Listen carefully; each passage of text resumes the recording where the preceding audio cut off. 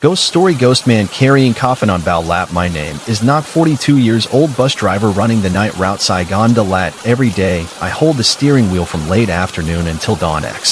Lost between the dangerous winding roads. Bow lock, a familiar road that I still call the gate of hell, always makes me shiver every time I drive through, especially after midnight. That night I departed from Saigon at 10 p.m. It was drizzling, not heavy, but enough to make the road slippery. On the bus, there were more than 10 passengers. Some people sleep, some people listen to music only. I carry the bike. Up in the cold darkness, exactly 2 o'clock a.m., the bike starts to crawl through curve number 7. The rain in the forest is heavier than the fog. White light headlights shine less than 5 meters. Suddenly I see a white shadow running across the road. I step on the brake, stop the bike. The whole bike jerks. The passengers scream. A man is carrying a dark wooden coffin on his shoulder. He runs very fast. His feet am not to touch the ground, gliding in the air. The coffin on his shoulder looks very heavy, but it didn't slow him down. His eyes stared straight at the car. Suddenly, there was a strong smell of embalmed wood mixed with incense in the car. I panicked and tried to speed up to get out of the corner, but at that time the car couldn't start again. While I was struggling to find a way to start the car, a girl sitting near the window panicked and shouted, "Uncle, why did you let more people in the car without opening the door?" I glanced in the rearview mirror. There was a person wearing a white shirt sitting quietly in the last row with his head bowed, his arms holding something long covered with a red cloth. I counted the seats again, 11 people, but I remember clearly when leaving the station there were on LY10 tickets. I turned around and asked, "Sir, let me see the baby for a bit." There was no answer. I walked over, and the seat was empty and cold as if no one had sat there, but on the floor there were wet footprints and a long muddy trail. I shook my hand and turned on the flash light to shine all over the bus, but all the passengers were pale. No one dared to breathe loudly. Some were mumbling prayers, some were looking around. Clearly they also saw something was wrong. At that meant the bus lights suddenly flashed a few. Then the whole car turned off and plunged into darkness. The sound of wind whistling through the door sounded like someone was groaning. Then I heard 3 knocks in a steady rhythm, as if someone was knocking on the side of the car. Knock, knock, knock. That sound came from the back trunk. I almost froze. In my entire life driving at night, I have never experienced anything so strange. An old man sitting near me clasped his hands and prayed in a whisper, "There must be someone asking, too old for us drivers, so please, if they don't harm us, then don't resist." I mustered up all my courage to get out of the car and go to the trunk. My hands were shaking as I opened the trunk, but there was no sign of what had just happened. There was only a muddy stain and a wet red cloth stuck to the side of the car. I trembled and then suddenly turned back to look at the pass where the man carrying the coffin had disappeared. I quickly climbed into the car. I clasped my hands and begged, "If anything happened, please don't harm anyone. I'm just a driver for a living. If anything happens, just tell me. I will do my best to complete the job." The car suddenly started again, to the joy of everyone. Music. I quietly drove through the whole pass to the soft chanting of Buddha from the passengers. A few nights later, I had a high fever and was constantly delirious. In my dream, I saw myself sitting behind the wheel driving alone through Bao Loc Pass. The wind was blowing, the fog was thick, and the ghost of the man carrying the coffin appeared again. But this time he didn't block my car anymore, nor did he smirk like the previous times. He stood there, his eyes filled with tears, his gaunt face full of sadness.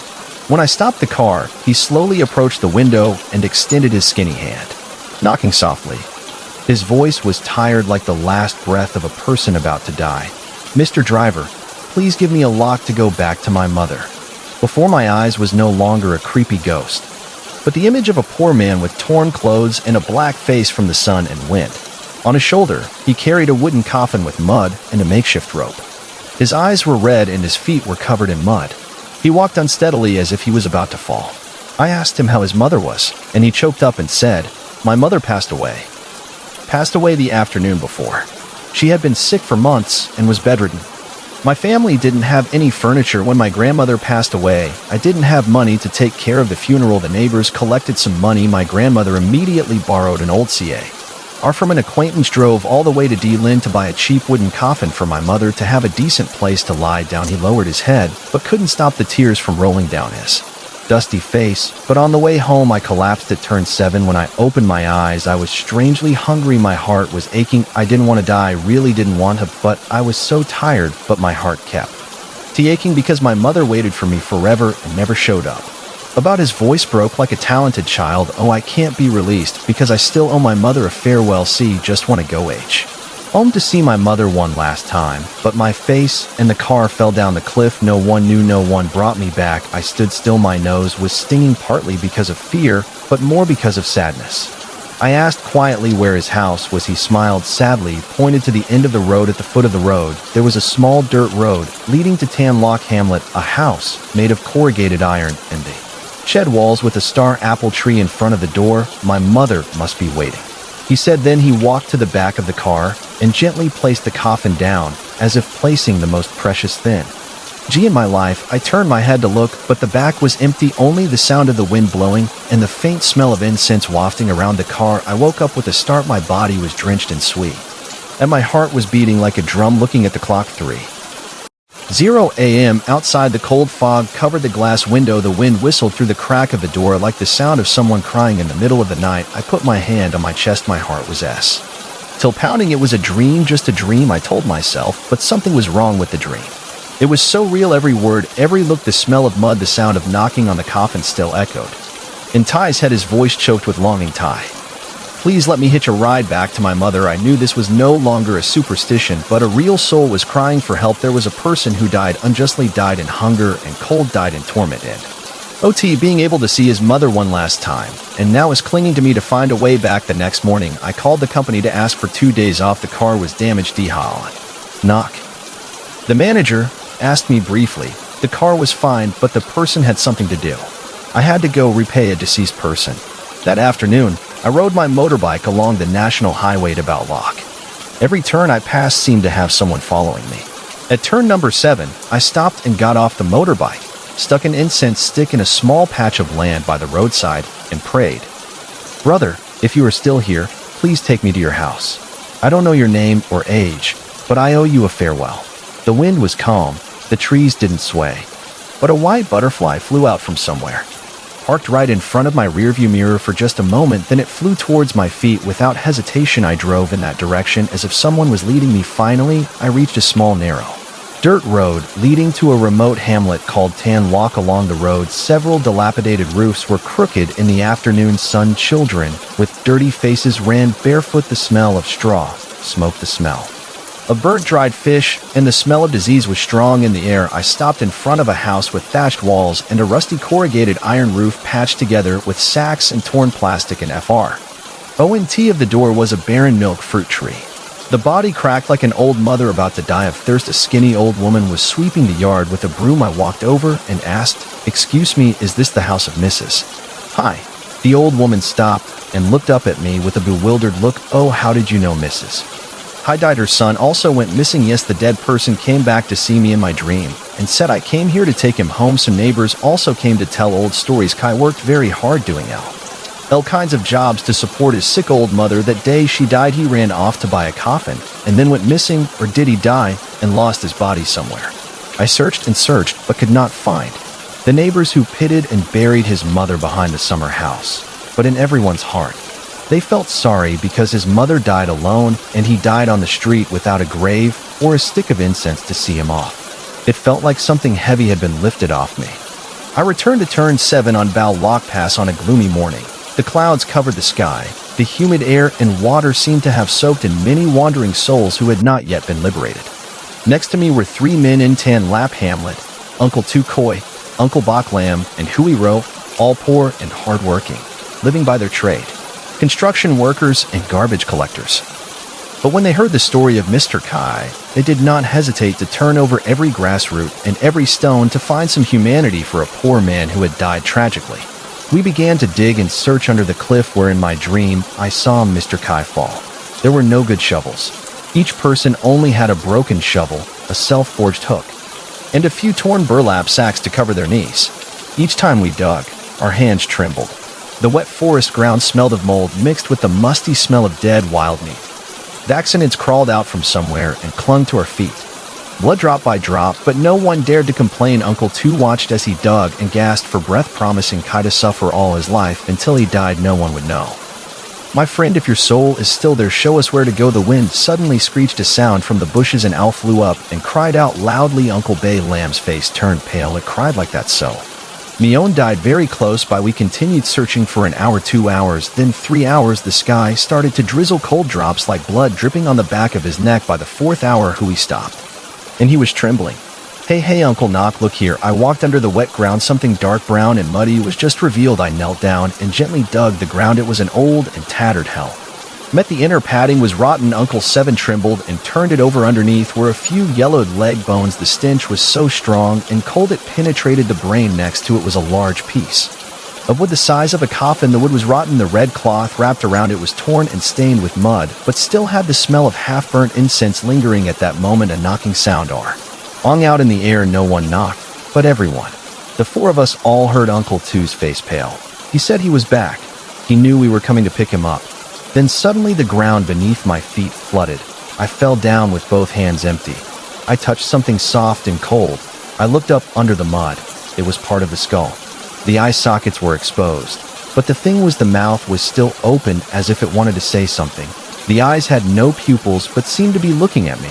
I gritted my teeth, bowed 3 times, then choked up.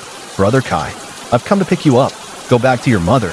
Brother, people have been waiting for you for 2 years. Then at that moment the rain stopped completely. The wind also calmed down. 4 poor men with bare hands waded through the mud, hugging each piece of human bone wrapped in white cloth. We lifted the remains of a human being, a poor life forgotten and brought back to where he belonged. That afternoon it rained again, a light drizzle like someone's tears falling from the gray sky. We carried the remains of Mr. Kai back to Tan Lock Hamlet, where the roof was collapsed and crooked. Mrs. Nam pointed to his mother lying there. At that time, Kai said, let me save money to buy a proper coffin for my mother to bury. Mom gave me a good time, but it left. I walked forward and bowed my head very low. Brother Kai, I did exactly as you told me. Today you came back and lay next to Mom. The wind blew through the bamboo on the foggy field.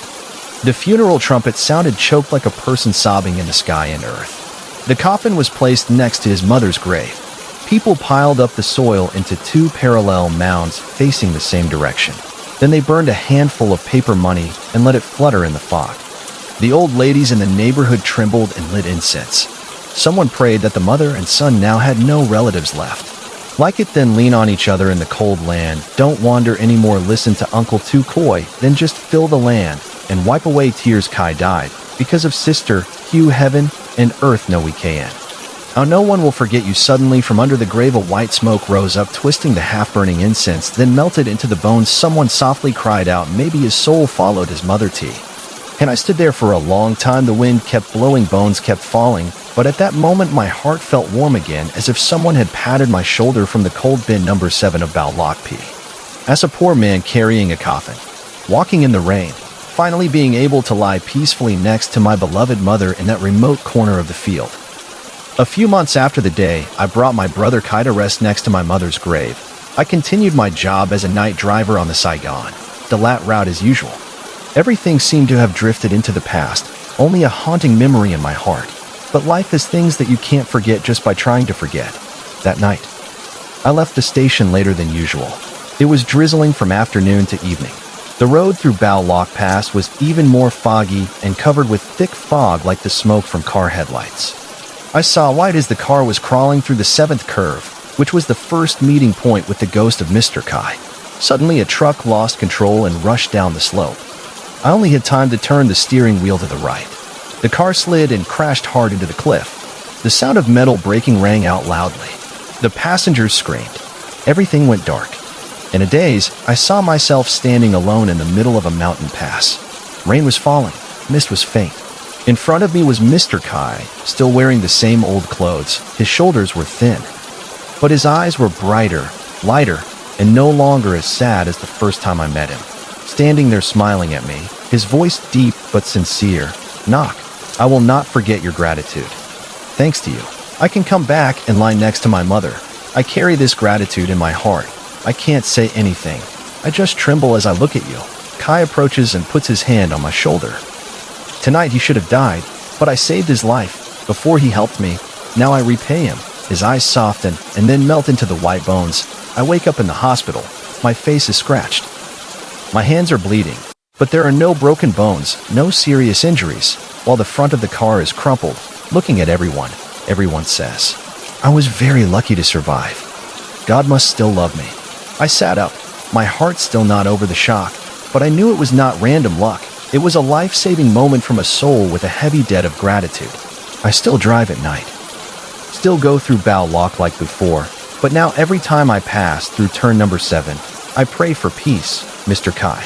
And sometimes in the midst of the pouring rain, I seem to see the figure of someone carrying an old wooden coffin, quietly walking among the bones, then fading away, light as a cloud sky. End of story. Thank you for following.